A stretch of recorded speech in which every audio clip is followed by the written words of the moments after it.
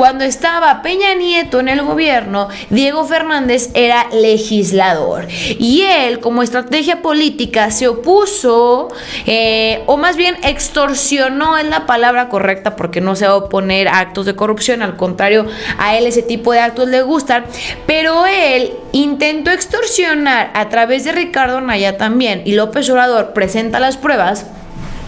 Trató de extorsionar que si querían el voto, además de la billetiza por la cual hoy Ricardo Anaya es prófugo de la justicia, les tenían que ceder un negocio. ¿Y cuál era? El del huachicol.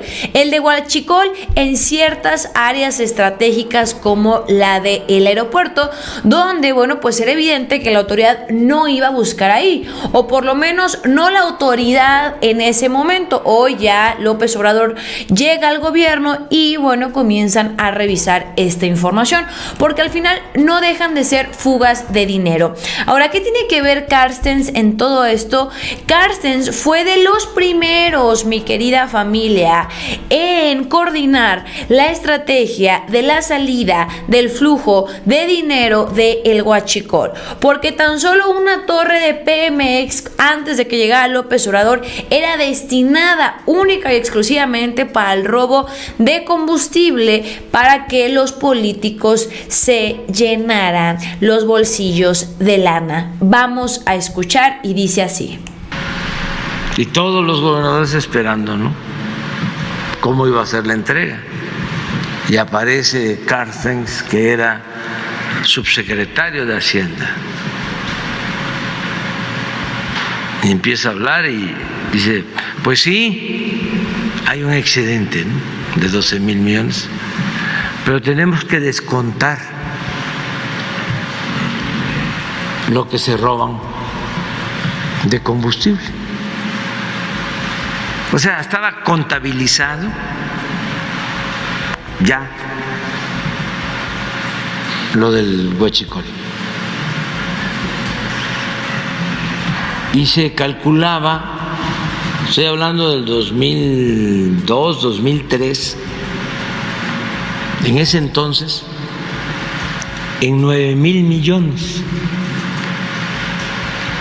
al año. Era lo que tenían contabilizado por el robo. Y luego hizo otras cuentas ahí. Dice, pero además nos falta no sé qué otra cosa, de modo que no va a haber nada.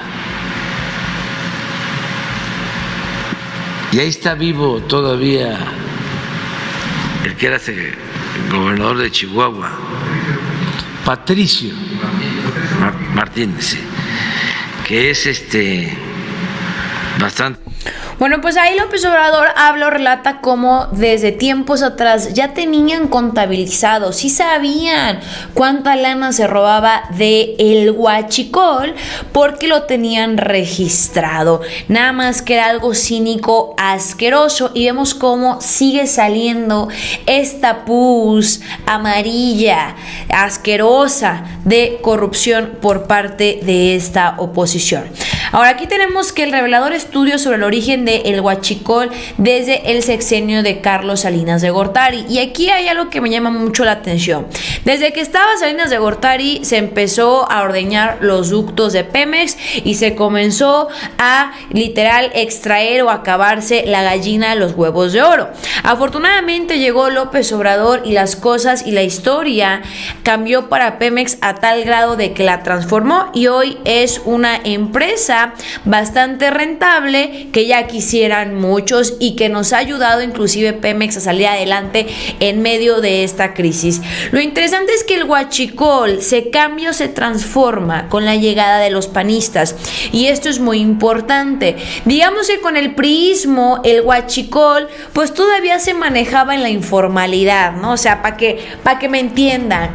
Llegan los panistas y el huachicol ya se convierte en en toda una estructura como una especie de empresa. Es decir, el delito se formaliza para que le alcance a todos, no nomás a unos cuantos.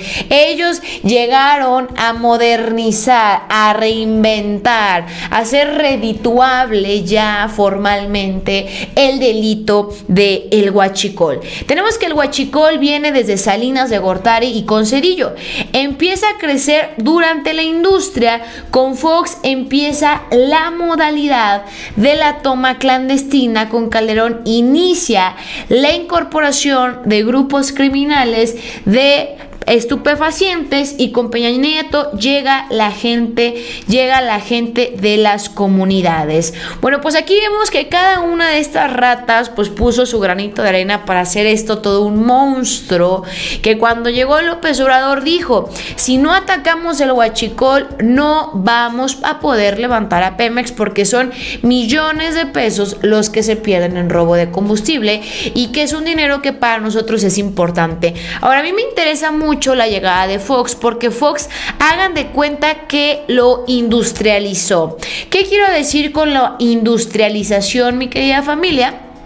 Pues simple, sabemos que Vicente Fox trabajó con Coca-Cola. Vicente Fox fue el encargado de abrir la puerta a las industrias para que sus negocios se movieran, así como lo escuchan, en el panismo, para que sus negocios se movieran a través de combustible robado, y lo estamos viendo aquí. La Coca-Cola compraba gasolina robada para abastecer a sus camiones. Esto desde la llegada de Vicente Fox. ¿Qué sabemos? Diego Fernández de Ceballos, pues también su auge, además del priismo, se benefició también en el panismo. Tan es así que te muestro a continuación, regresando y retomando el involucramiento del jefe, del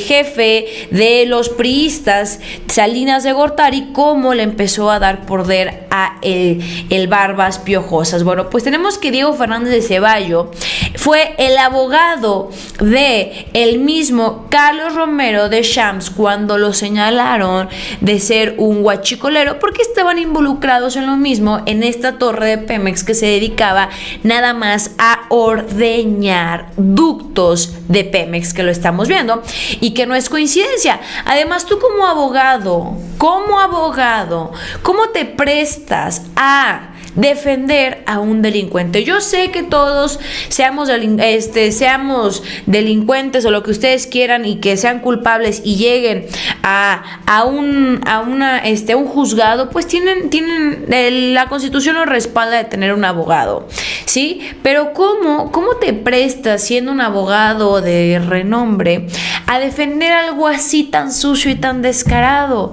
Pues porque eres parte de, ¿no? Y aquí lo estamos viendo en estos momentos. Y aquí lo que yo les platicaba, el momento del chantaje.